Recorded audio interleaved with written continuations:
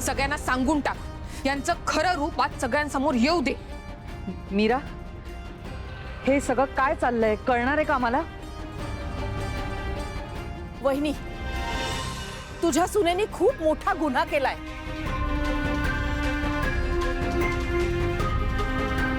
दादा दादा हिला शिक्षा मिळायलाच हवी, नाहीतर एका गरोदर स्त्रीवर अत्याचार केल्याबद्दल मला कोर्टाची पायरी चढावी लागेल।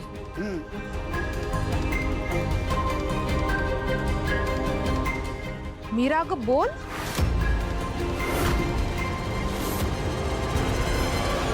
मी कोणाचीही माफी मागणार नाही, कारण माझं काही चुकलंच नाहीये।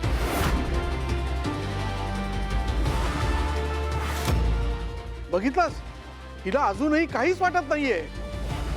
मी केव्हापासून तेच सांगतेय, माया गरोदर नाहीये।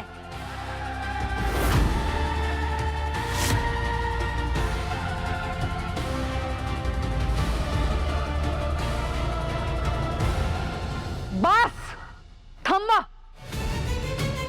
माया, खरं काय खोटं काय हे आम्हाला आत्ताच कळायला हवं।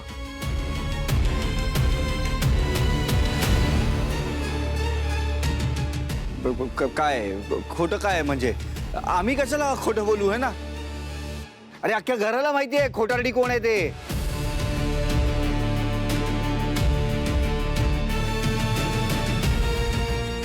नाही, मागे मीराचा बाप घरात आलेला, ती सुद्धा खोटच बोललेली। Yes. अथर्वाची शपथ दिली तेव्हा ती जाऊन खरं बोलली।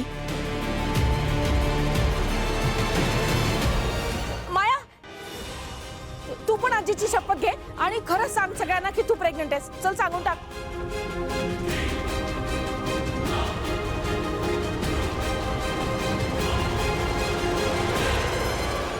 काही गरज नाही।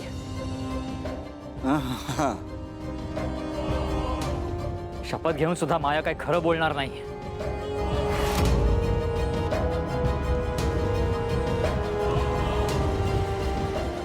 हो दादा, बरोबर आहे। आपण प्रेग्नन्सी टेस्ट करूया ना?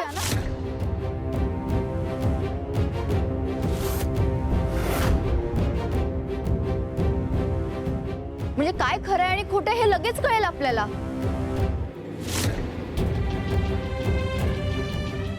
येस, आपण टेस्ट करूयात। आणि जर मीरा जे म्हणते ते खरं असेल आणि माया प्रेग्नंट नसेल तर नर्मदा आत्या तू स्वतः मायाला घराबाहेर काढायचं।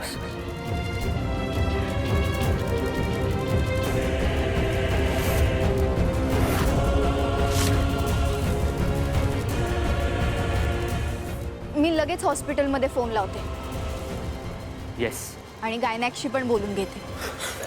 नाही, एक मिनिट थांब। माया, माया खरं काय ते सांगा।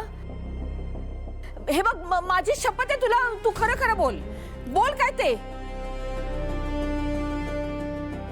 Hello doctor Dikshit. अगं थांब म्हटलं ना मी, एक मिनिट। अगं ती खरं बोलतेय ना, तू बोल माया, बोल।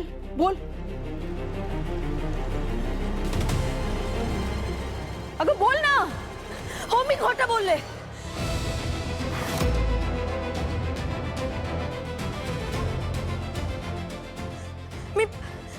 मी नाहीये प्रेग्नेंट।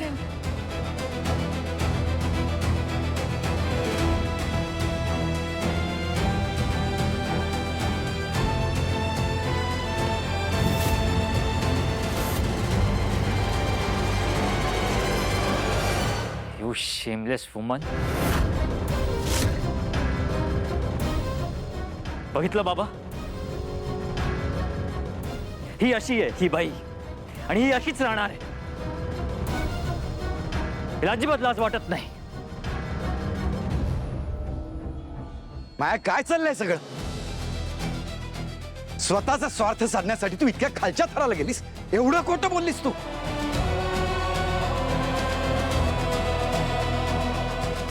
तू खोटं बोललीस आणि तेही इतकं भयानक खोटं बोललीस। लाज वाटायला पाहिजे तुला। नर्मदा, मला माफ कर, पण माया इथून पुढे या घरात राहू शकत नाही। माया, आत्ताच्या आत्ता तुझी बॅग भरायची आणि चालायला लागायचं। माया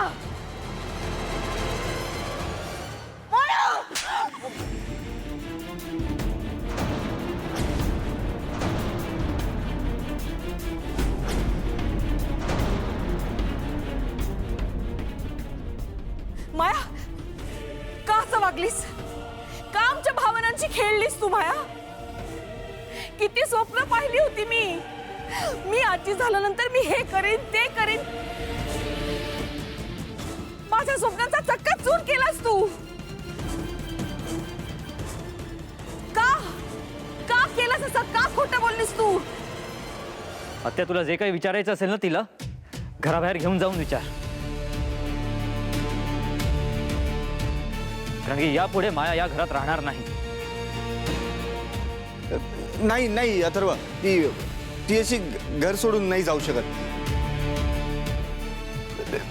माया, मला माहिती आहे तू हे मुद्दाम केलेलं नाहीयेस. काहीतरी असणार म्हणून तिने असं सगळं म्हटलेलं असेल. ती सांगेल, ती खरं सांगेल.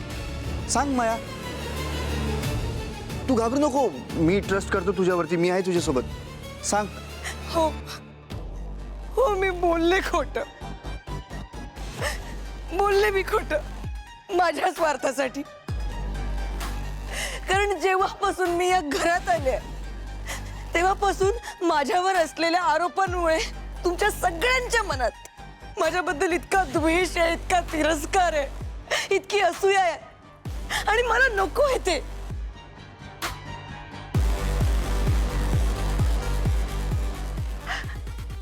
मला माहित आहे, पण अरे मी पण एक नॉर्मल मुलगी आहे.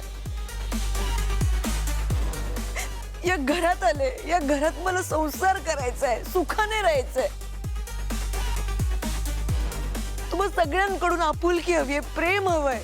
या घरात संसार थाटण्यासाठी मला सुद्धा इम्पॉर्टंट फील होणं गरजेचं आहे.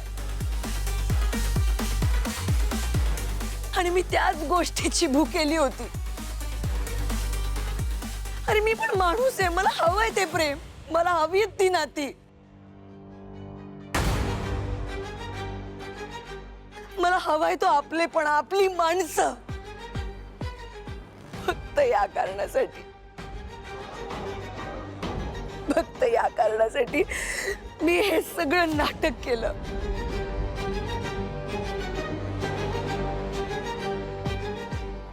मला माहित आहे कदाचित तुम्हा सगळ्यांना खोटारडेपणा वाटेल, माझा स्वार्थ वाटेल, खोटं वाटेल. पण माझ्यासाठी हा माझा डिफेन्स मेकॅनिझम होता.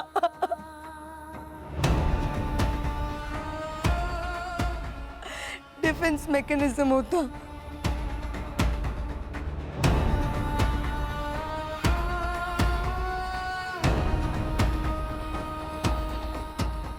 खोटारडी आहे ही माया. मीरा, सांगून टाक की हे सगळे मिळून आईंना अडकवणार होते.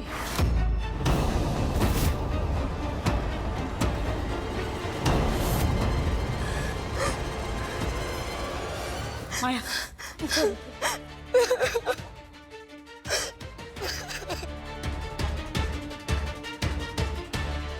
मीरा, अगं ते निघून गेलेत, बोल काहीतरी.